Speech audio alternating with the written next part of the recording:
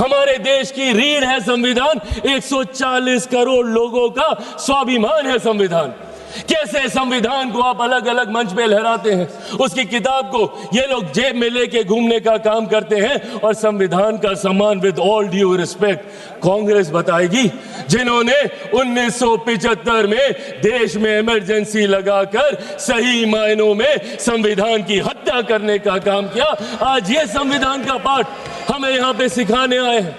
और अगर आप संविधान की बात अगर आप करते हैं तो संविधान सिर्फ अधिकारों की बात नहीं करता, जिम्मेदारियों की भी बात करता है। राइट्स एंड ड्यूटीज को पैरेलली लेकर चलने का काम संविधान करने का काम करता है। यहां पे आपको अपने राइट्स याद रहते हैं, आप अपने हकों की बात करते हैं, बोलने का अधिकार, बोलने का अधिकार, बोलने का अधिकार, बोलने का अधिकार। देश विरोधी ताकतों की आवाज बनना कतई नहीं हो सकता, उसे कभी नहीं स्वीकार किया जा सकता। आप बोलने की आजादी की बात करते हैं, अपनी जिम्मेदारियों का भी तो एहसास कीजिए। कितनी बार आपने इस सदन का मंच का इस्तेमाल किया, कीजिए इस्तेमाल, पर सिर्फ एक जिद पे अगर आप अड़ जाएंगे कि मैं बोलूंगा तो इस नियम के तहत बोलूंगा, मैं बोलूंगा तो ऐसे बोलूंगा, अब बोलूंगा तब बोलूंगा। क्या प्रश्नकाल नहीं है मंच बोलने के लिए? क्या शून्यकाल नहीं है मंच बोलने के लिए? क्या अलग अलग डिबेट्स नहीं है मंच बोलने के लिए? आज राष्ट्रपति जी के अभिभाषण पे आए धन्यवाद प्रस्ताव के ऊपर आप रखते जितनी बातों को रखना है, पर सिर्फ एक जिद कि मैं ऐसी बात बोलूंगा जिसकी कोई प्रामाणिकता नहीं है, और उस जिद के चक्कर में आप भी नहीं बोले, किसी को नहीं बोलने दिया। यहां सपा, टीएमसी, जो भी लोग यहां पे मौजूद हैं, इन लोगों का भी समय पूरा खाने का काम सिर्फ एक व्यक्ति और उनकी उस जिद ने, और उस जिद की वजह से आपके खुद अपने दल के नेता कितना सफर कर रहे हैं। मैं खुद, मेरे दल में 3 first timer member of parliaments हैं। मैं चाहता हूं कि उन्हें ज्यादा से ज्यादा मौका मिले। आपकी पार्टी में कितने फर्स्ट टाइमर्स होंगे, सपा में कितने होंगे, टीएमसी में कितने होंगे? सदन चलेगा तब तो बोलने का मौका मिलेगा। और कितने मौके मिलते हैं भाई, बाकियों को तो फिर भी समय मिल जाता है। जो बड़े चेहरे होते हैं वो मीडिया के माध्यम से अपनी बातें रख लेते हैं, बट कोई पहली बार का सांसद अपने क्षेत्र में दिखाने के लिए कि मैंने तुम्हारे लिए सवाल उठाया, प्रश्नकाल ही होता है। उनके पास यही 0 आवर होता है, या अगर कभी कोई डिबेट होती है तो उनकी पार्टी उनको मौका देती है, यही मौके होते हैं ना। तो इन मौकों का इस्तेमाल करने की बजाय अगर संसद में गतिरोध ही चलता रहेगा, संसद को आप चलने ही नहीं देंगे, और क्यों नहीं चलने देंगे? सिर्फ एक जिद की वजह से। और जिद पे क्या याद आता है? अधिकार, बोलने का अधिकार, बोलने का अधिकार। आपकी ड्यूटीज कहां जाती है?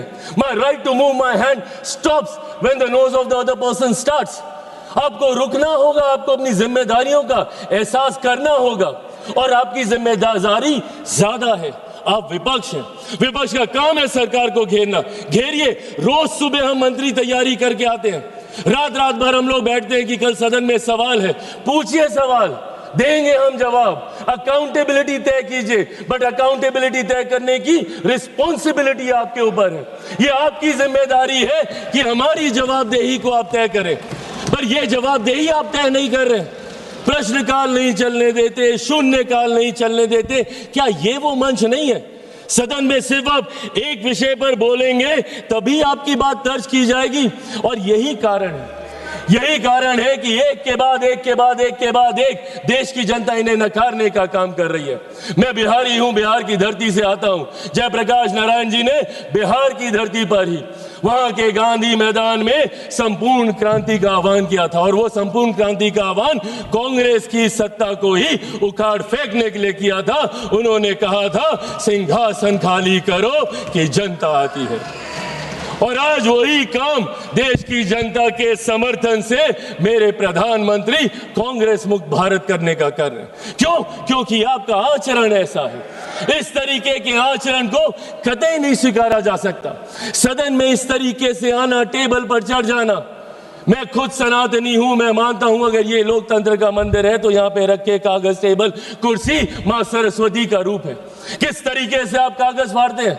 एसजी साहब के टेबल पे आप खड़े हो जाते हैं, चेयर तक आप जाने का काम करते हैं। इस तरीके का आचरण, और कैसे हम इसको न्यू नॉर्मल मान लें? क्योंकि ये आचरण निरंतरता में होता गया तो परंपरा बन जाएगी, और परंपराएं उदाहरण बन जाएंगी। और कल जो हमारी जगह यहाँ पे बैठा होगा वो आज का उदाहरण दे रहा होगा। इसीलिए जरूरी है आज की तारीख में हमें अपने आचरण को सुधारने की। एक के बाद एक जब मैं विपक्ष की जिम्मेदारियों की बात करता हूं, लोकतंत्र की खूबसूरती है सत्ता पक्ष विपक्ष। जहां सत्ता अपनी बात रखेगी, विपक्ष अपनी बात रखेगा। क्या है इनका ऑल्टरनेट विजन? एक विजन बता दें मुझे। अगर सरकार ये गलत कर रही है तो ये चीजें हैं, आप इसको सही कीजिए। ऑल्टरनेट विजन आप देंगे नहीं, सिर्फ आरोप लगाएंगे और लोगों को भ्रमित करने का काम करेंगे। आज तक इन लोगों ने लोगों को सिर्फ विपक्ष ने डराकर अपनी तरफ करने का काम किया। एक के बाद एक ऐसे मुद्दे उठाते हैं और उसको लेकर भ्रम फैलाने का काम करते हैं। कभी सीएए का मुद्दा उठाते हैं, हम लोग सदन में कह के थक गए भैया कि सीएए का कानून एक ऐसे नागरिकता देने वाला कानून है जहां पे वहां दूसरे अल्पसंख्यक लोगों को नागरिकता देने का कानून है, जहां पे बहुसंख्यक ही मुसलमान है। अब मुसलमानों के बीच में जाके भ्रम फैलाना, नागरिकता छीन ली जाएगी, नागरिकता छीन ली जाएगी। किसकी नागरिकता छीन ली गई? पूरी लोकसभा का चुनाव ये लड़ते रहे कि अगर वापस से मोदी जी तीसरी बार आ गए तो संविधान की हत्या हो जाएगी, लोकतंत्र समाप्त हो जाएगा, आरक्षण समाप्त कर दिया जाएगा। किसका आरक्षण छीन लिया गया? कहां का लोकतंत्र समाप्त हो गया? कौन से संविधान की हत्या कर दी गई? एक के बाद झूठ बोलना और इस तरीके से लोगों को भ्रमित करना। और अब नया हथियार इनको मिला एसआईआर को लेकर। एसआईआर को लेकर सदन नहीं चलने देंगे, उसको लेकर हंगामा करेंगे। अरे प्रभु, एसआईआर पहली बार थोड़ी हुआ, आपके समय पे भी हुआ था। उस वक्त क्या हो गया एसआईआर को लेकर? और एसआईआर का जवाब तो बिहार की जनता ने दिया ना।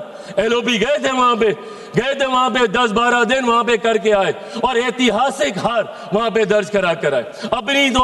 अपने साथी दलों की भी ऐतिहासिक हार वहां पे दर्ज करा कर आए। हकीकत यह है कि एसआईआर नहीं, जो ये वोट चोरी बोलते हैं, वोट चोरी नहीं, इनका जनादेश चोरी होता जा रहा है। और इस बात का एहसास ही इनको नहीं हो रहा। क्यों? क्योंकि ये अपनी अंतरात्मा में झांक के नहीं देखते। इनको आरोप लगाना है पर आत्ममंथन नहीं करना। इनको दूसरे से सवाल पूछने हैं बट खुद से कभी सवाल नहीं करने, और यही कारण है। और आज एक व्यक्ति का विरोध करते करते, मेरे प्रधानमंत्री का विरोध करते करते अब देश का विरोध करने लग गए। एआई समेट जहां पे अंतरराष्ट्रीय जगह से लोग आए हैं, इंटरनेशनल मीडिया वहां पे मौजूद है, और क्या कर रहे हैं आप? और एक ऐसा समिट जहां पे दूसरे देशों के राष्ट्रीय अध्यक्ष आकर हमारी प्रणाली की तारीफ कर रहे हैं, जिसका विरोध इन्होंने उस वक्त भी किया था। यूपीआई के वक्त इन्होंने कहा था कैसे होगा, एक औरत जो ठेले पे है वो कैसे उसकी पेमेंट करेगी, पॉश मशीन कहां से लगेगी। और आज उसी की तारीफ फ्रांस के राष्ट्रीय अध्यक्ष करके जा रहे हैं। और उस समिट में इन्होंने देश को अपमानित करने का काम किया। डेड इकोनॉमी बुलाते हैं हमारे देश को ये, जबकि दूसरे लोग और अर्थशास्त्री इस बात को मानते हैं कि India is one of the fastest growing economy. Global challenges होने के बावजूद हमारी अर्थव्यवस्था मजबूत होती जा रही है। क्या ये सामान्य बात है कि दहाई के आंकड़े से धीरे धीरे हम लोग करते करते चौथे नंबर पर आ गए? आने वाले दिनों में वो दिन भी दूर नहीं जब हमारा देश दुनिया की तीसरी सबसे बड़ी अर्थव्यवस्था होगा। और ऐसे में आप हमारे देश की इकोनॉमी को और हमारे देश की इकोनॉमी को हमारे ही लोग डेड इकोनॉमी बताने का काम कर रहे हैं। इसीलिए आज इस मंच के माध्यम से बस मैं ये आग्रह करूंगा, एक बार मदद कर दें, कहां पे दे तो दो। इसीलिए आज इस मंच के माध्यम से मैं आग्रह करूंगा और विपक्ष से भी करूंगा, and I think it's our collective responsibility. जहां चुनाव लड़ना था हम लोग लड़ आए, जितने आरोप प्रत्यारोप करने थे हम कर आए, और हमें कई मौके मिलेंगे। अभी फिर असम में मौका मिलेगा, बंगाल में मिलेगा, हर राज्य में मिलेगा। जब तक वन नेशन वन इलेक्शन नहीं आता, हमें हर दूसरे तीसरे महीने में मौका मिलता रहेगा आरोप प्रत्यारोप करने का। पर सदन को तो इससे बख्शे। Let it be a collective responsibility of all of us to come together। और यहाँ पे बात हो, और बात होनी जरूरी है। सहमति असहमति की बात नहीं है, बात होनी जरूरी है। आप अपना पक्ष रखें, हम अपना पक्ष रखेंगे, लोगों को उसके बाद फैसला करने दीजिए।